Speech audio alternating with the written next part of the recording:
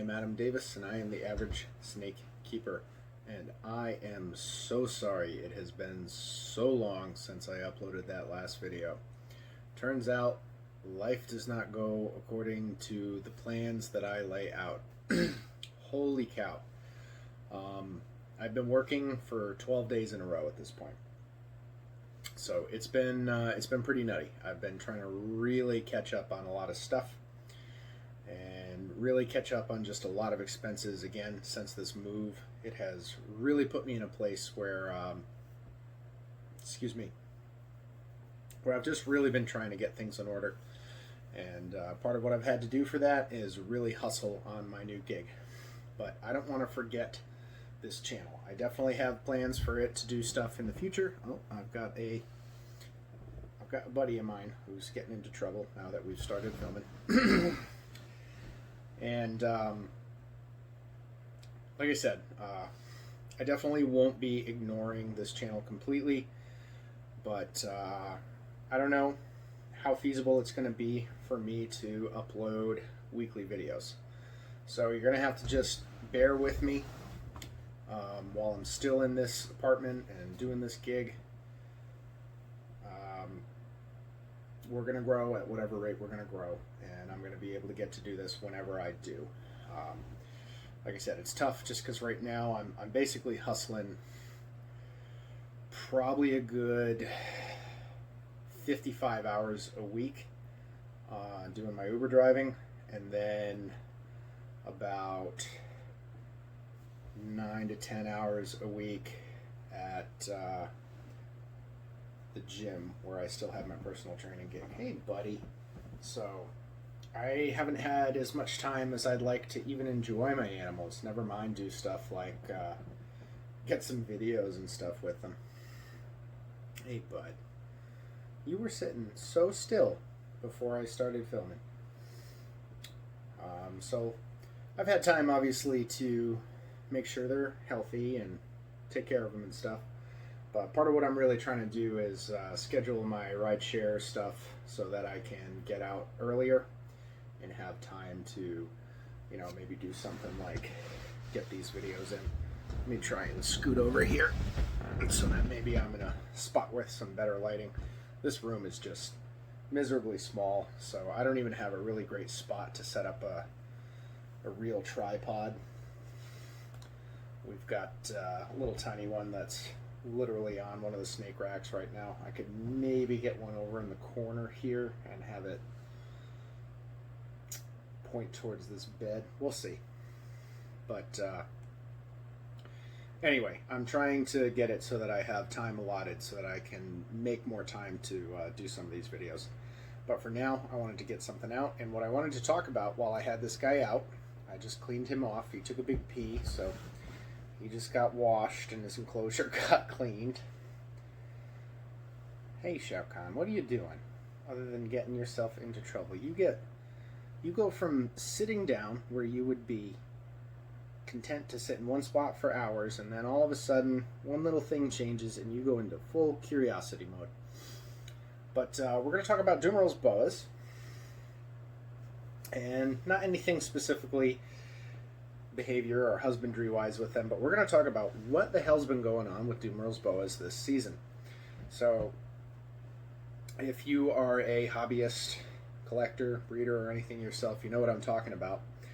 If you are new to keeping reptiles and snakes, basically what happened is this species of boa, they're not rare, but they're very underlooked.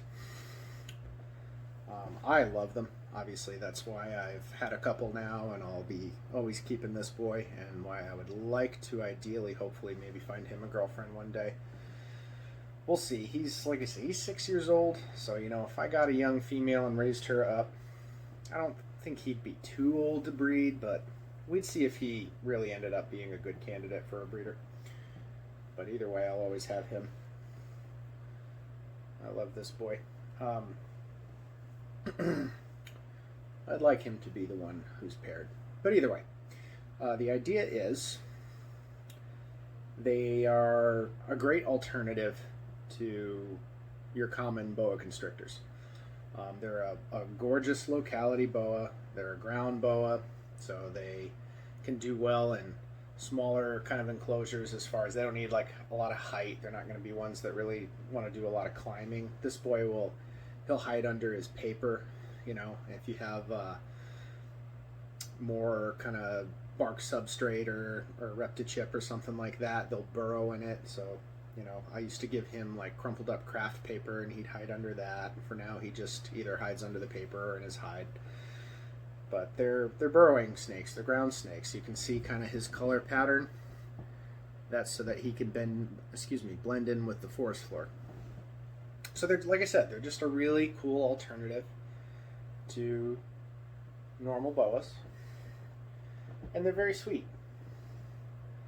You know, Shao Kahn here he came to me a little skittish, but right now he's being super good, aren't you, boy? But I would still call him a very sweet animal. He's been a great pet. I've learned how to handle him and how to work with him. I'm going to try not to have him out too long right now. But as you can see, you know, he's curious. He's slow moving. He's just poking around. He'll kind of let you know if he's really not feeling it. What helps him feel secure is having his whole body supported, and ideally if he can sense that he is close to, even if it's just your lap, if he's like close to the ground, if he's close to a surface where he can kind of sit on and be down on, he's good. He doesn't like to kind of be held if you're standing up with him and be held up high. That's kind of starts to bug him after a little bit. He'll get real squirmy. And he doesn't really like to be touched on top. So like, you know, you can't pet him. Not that snakes really enjoy being pet or anything, but some will tolerate it. Some won't really do anything if you're doing it. We as humans instinctually want to pet animals. Just is what it is. But if you do that with him, he'll kind of slither away from you. But if you touch him from below, he's fine. But anyway, they make good pets. So like I said, they're usually very sweet-natured. If you talk to people who keep them, most will say that they are some of the absolute tamest and sweetest snakes that they keep. You know, and many are even more mild-mannered than this boy is, and just basically easier to handle. You know, you can see how when I handle him, he's always on the move. A lot of other ones will, you know, chill around your shoulder. Hey, bud. Yeah, see, he didn't like his tail not being super supported there. There you go. You gotta just learn how to wrangle him a little bit. There you go, buddy. But, hey, bud. I love watching their eyes dart around. They're very expressive. They have these gorgeous faces. They look like dinosaurs. But anyway, like I said, they're generally a very, very, very docile snake. And some are small, some are big. They're your average size boa. But the idea being, like I said, they've never been one that I think many people have bred because they're super desirable and make a bunch of money. And like I said, they're not very common. They're often a very underlooked snake. Come back up, buddy. But that doesn't mean they're rare. They're out there. They just have kind of I think a very slow incubation period for breeding. So they usually tend to start locking now, and then you see babies around summertime to early fall.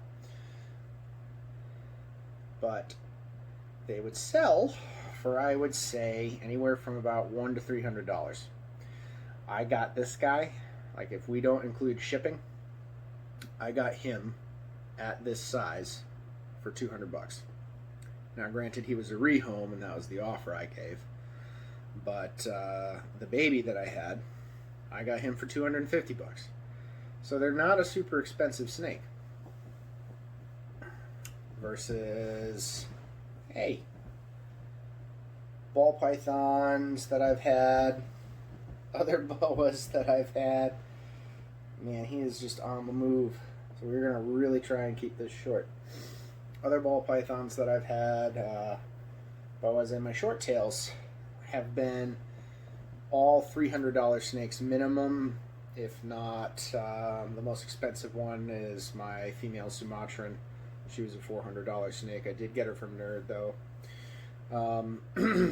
Either way, so I'm not one who's big into like super pricey ones anyway. But this season, Dumerils boas all of a sudden spiked. And now I'm not gonna be blaming anybody, naming names. Excuse me, some people like to do that. I honestly think some of the breeders who were selling these animals for high prices, I have actually a lot of respect for their knowledge, for some of the content that they put out, for the way that they treat their animals and care for their animals, and that's fine. But you were seeing baby Dumerils boas go for $500, $600, $700, $800. You were seeing adults go for $1,000, $2,000, $3,000. It was insane. Like I said, here's a boy that I bought for $200, and you're seeing, adult males who were listed for $600 to $1,000, females $2,000 to $3,000. Insane. And like I said, babies, $750 was kind of like the default price, but some were $800. Others, your cheap ones were $500 or $600. Luckily, I saw that start to kind of even out a little bit. So I saw a litter on Morph Market that they were males and females. Every snake was listed at $350, and that, I think, is kind of a fair price. There's definitely, I'm in some Dumerils boas groups. There's other breeders out there who are probably still selling these animals for maybe like $300, maybe even a little less. If you hunt around, you're always going to be able to find the deals. But honestly, even though I, paid $200 for this guy, he's worth more. And that's not me saying that like I want to be greedy, because I have no plans to sell him. But he's an amazing snake. I think this species, for what they are, they shouldn't be so expensive that someone who wants a pet snake can't afford them. He shouldn't cost $1,000. And for me to want to get into breeding them, it isn't because I want to try and sell $700 babies. It's because I love this species. It's because I think these are beautiful boas and they have such cool personalities, and I can't imagine not having one in my collection. That's why I want to work with them to breed. And that's why I think anybody should want to work probably with any species to breed. Because trying to breed snakes to make money is like, you have to have a lot of money to invest in expensive snakes to begin with. Buddy. You are just like, how can I get in trouble? Anyway. But, like I said, it's, I saw, somebody got like a baby Dumerils off Craigslist for like $100 before this price inflation, and like, I don't think these animals should be at a price where they're like disposable. And what I mean by that is a $100 to $200 snake. Now that might seem, even for some people, like, that's still a lot of money, but in the realm of like reptiles, that's cheap. And at that point, you kind of get into buying them and not really, now all of a sudden the $200 is, you're like, oh, all right, that's a budget snake, and now I'm going to put it in a budget enclosure with a budget thermostat, and if you don't take that great care of it and it ends up dying or whatever, you're not out that much. Versus, I feel like when an animal is $300 or more, and like I said, a Dumerils boa being like closer to $400 is within reach, and now it's a price where you're going to want to take care of it. And I think that's fair. And now you'll look into, okay, this animal is expensive, and at that point, it's expensive enough where I can afford it, but I want to put it in a quality enclosure. I want to get the best thermostat I can get for it. I want to learn about how to really properly care for this animal.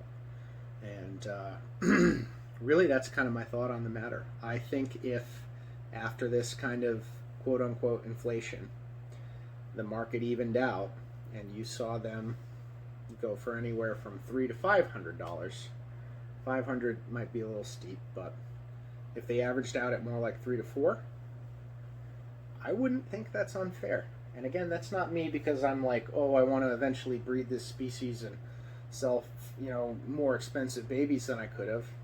I really don't care. Whatever. Because again, when I get into finally breeding snakes, I'm going to be a little fish in the breeding game. The only thing I'll have to me is Instagram page and this YouTube channel, which will be, I don't know how big, but I will not have, litters and clutches behind me to, support my animals and things I've done. So I'm not going to be some big breeder who can all of a sudden say, oh, I'm going to label expensive animals behind me and sell them. Anyway, for whatever the opinion of an average snake keeper on the Dumerils boa crisis of 2020 is worth, those are my thoughts on it. So the idea, basically, like I said, is these guys should not be so expensive that nobody can get them. But I don't think they should be so cheap that they're tossed around just to anybody, because they're a really special species. So I think they should be available to the serious collector. They should be available, plop, buddy. They should be available to the average snake keeper. They should be available to a kid looking for a pet. And they should be available to boa breeders. Hey, bud. They shouldn't cost an arm and a leg. But like I said, they shouldn't be that snake that you buy for cheap and toss in a glass tank and just kind of forget about care-wise. Because they're amazing. He's amazing. I love this boy so much. He is a riot. Alright guys, anyway, there's our little thought for today. I will be back. This channel isn't going anywhere. I'm not going anywhere. If you liked this video, please give it a like. If you do want to see what I will be coming out with next, please subscribe. It will help. It will help the channel grow. I do still have all my plans, goals, aspirations with this. I'm just trying to hustle, make some money so that I can get into a better living situation and better grow this hobby for myself, and be able to support it, support myself, and support these animals. But if you want more content in general, and to see snake stuff, don't forget to check out my Instagram page, which is also at the average snake keeper. There should be a link to it in my YouTube bio. So there's where you can see a lot more of my stuff in between uploading these videos. I got cars on the brain with this Uber gig. All right, guys, time to put him back. Isn't that right, buddy? Peace out. Say bye.